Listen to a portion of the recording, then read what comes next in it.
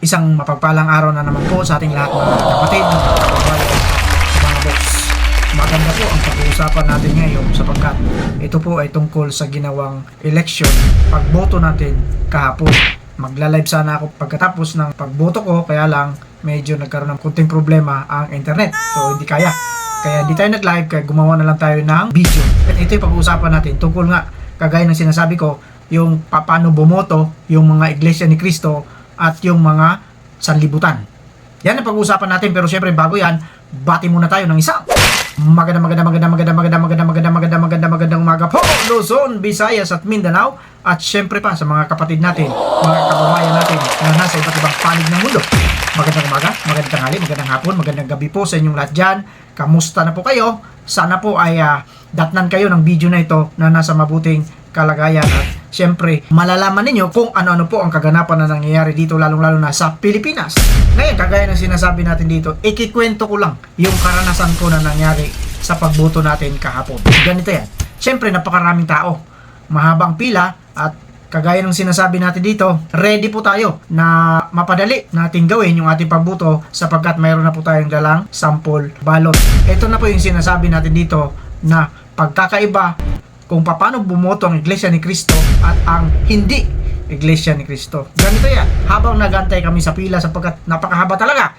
Ang nangyari kailangan mong pumila tapos pagka nakapila ka na, antayin mong tawagin ka para makapasok doon sa holding area. Mayroon silang holding area na tinatawag doon. Isang classroom po yun at may mga electric fan naman at may mga upuan.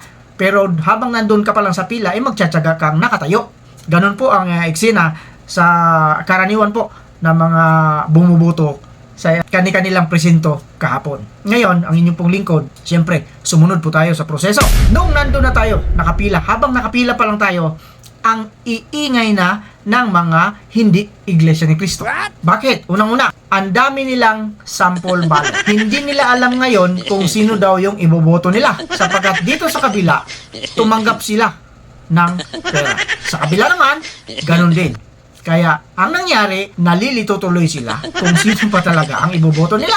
Ngayon, ito pa, may sumabat na isa. Siyempre, di na natin napangalanan kasi hindi naman natin mga kilala yung mga yun. Yun narinig lang natin base po sa kanilang pag-uusap. Ang sabi ng isa, yung mga nabayaran, yung mga nakatanggap ng pera mula sa politiko, nandun na sa holding area. Samantalang kami, na wala kaming nakuha kahit 5 duli, nagtitiyaga kami dito sa pila na pagkahaba-haba, pagkainit-init. Pansinin nyo? Pero ang isang Iglesia ni Cristo, tahimik lang po na nakapila doon. Wala siyang ginagawa. Nag-antay lang siya kung kailan siya papapasukin. Eto na ngayon. Habang maingay sila doon, nag-uusap sila kung sino ba talaga yung iboboto raw nila. Kaya ang tanong ng isa, kung sino yung gusto mo dyan at kung sino yung lamang para sa'yo, sa puso mo, sapagkat medyo malaki-laki siguro ang bigay sa'yo ng isa, mamili ka na lang dyan.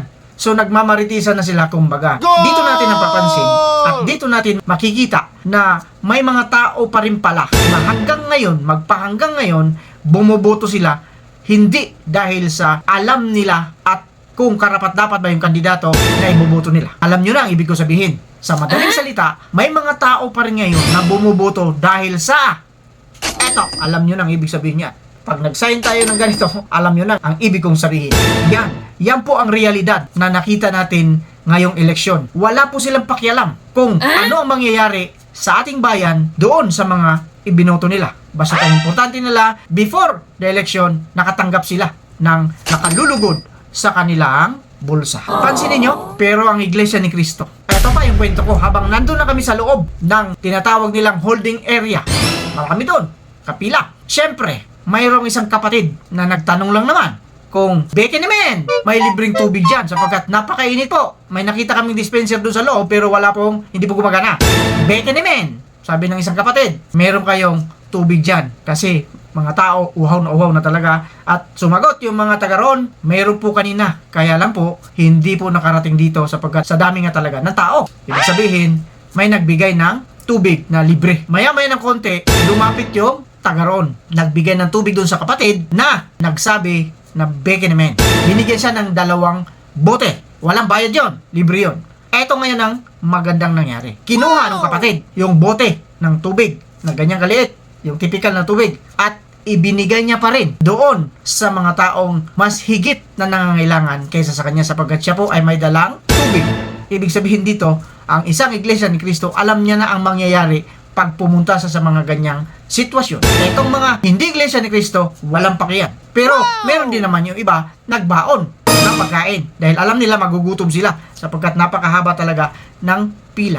Isa lang ang masasabi ko rito at napansin ninyo kung ano napansin ninyo. Kahit 5 dulig, hindi po tumatanggap ang iglesia ni Kristo. Binigyan na siya ng tubig. Of course, kinuha niya. Pero, hindi niya ininom.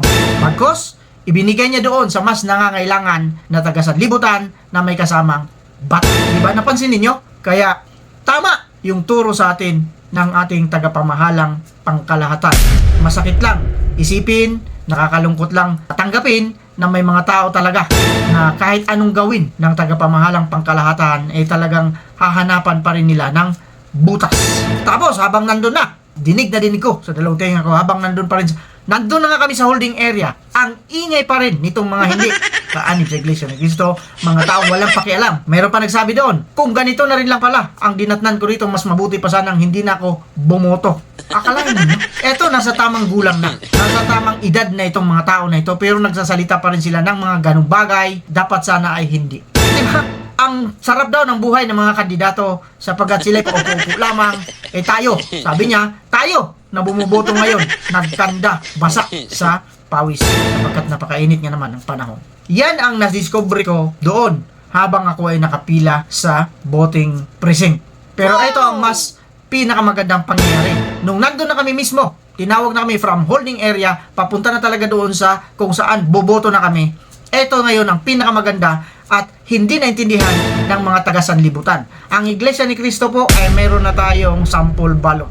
Kaya pagdating natin doon, hanapin na lang natin yung mga pangalan, diretso na. So ibig sabihin, wala pang 5 minuto, tapos na tayo. Nakaboto na tayo, nakaboto na po ang inyong lingkod kahit wala pang 5 minuto.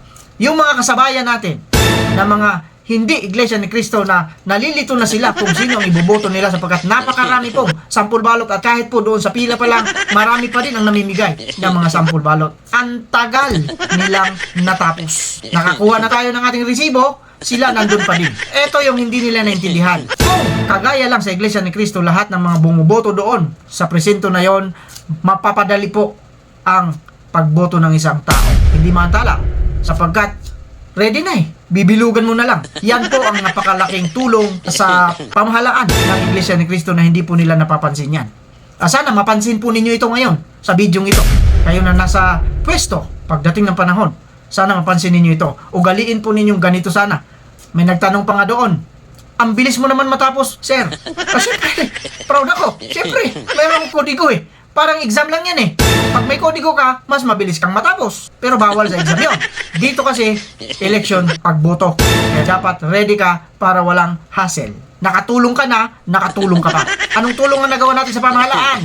Napabilis natin ang proseso ng pagboto. Diba? Hindi ka guys, iba, umabot ng 5 minuto, 10 minuto, pinakamatagal. Samantalang ang isang iglesia ni Kristo, kung ano lang kasi yung nandun, yun lang yun. Walang labis, walang kulang. Titignan mo sa resibo mo, kung ano yung nasa resibo mo, at itatali mo doon. Kung naging tama naman, okay naman. Sa kabuuan po, wala pong naging aberya sa pagboto ng inyong lingkod.